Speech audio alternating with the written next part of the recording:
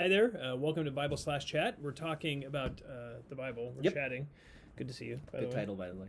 Oh, thank you. I didn't come up with it. Tammy No. did. Yep. Thanks, Tammy. Well, we're talking about some theological topics, and someone submitted a question recently, Yep. which I think, I think a little bit loaded question, but they asked us, Yeah. why do bad things happen to good people?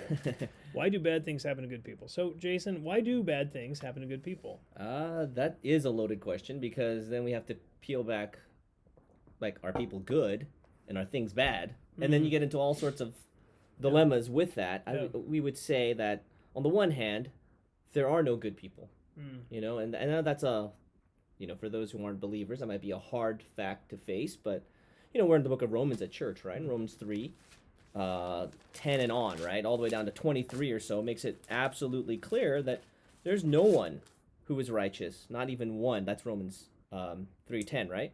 And then going down to 23, all have sinned. That's without like any distinction and have fallen short of fall short of the glory of God. And so in one sense there are no good people. I mean, that's not even in one sense, that's just absolute truth. And so not only is nobody good, but we live in a sin-cursed world, in a fallen world. So of course bad things will happen all around us and inside of us.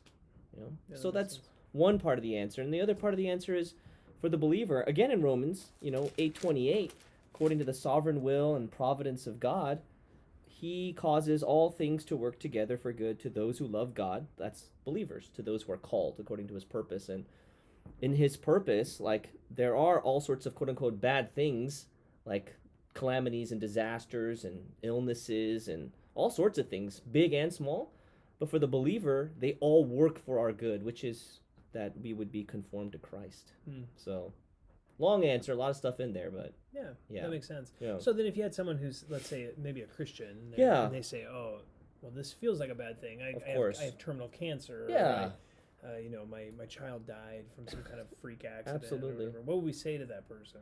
Yeah, I mean, I wouldn't, of course, say, no, that's not bad, cheer up. Like, we don't Yeah. want to give, like, pat answers like that or be not compassionate, of course. We would say, like, ultimately, and this would be a longer conversation, but Yeah. we would ultimately want them to point to the love of, like, not only the sovereignty of God, but the love of God in his sovereignty, exercising that love always for our good. And we know that because he gave us his son.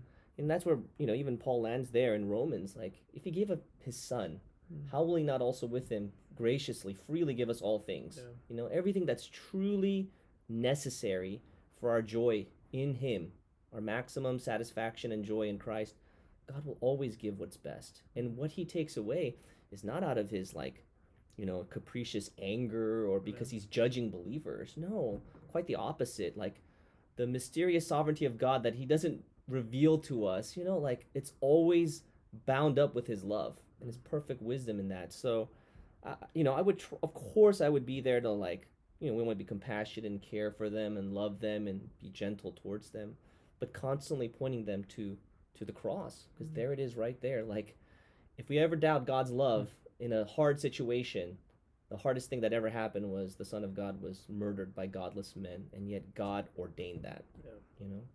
Yeah. And so, Good. yeah. Okay. Super helpful, man. Yeah. Thank you so much. Yeah. Appreciate it. Yep. All right. See ya.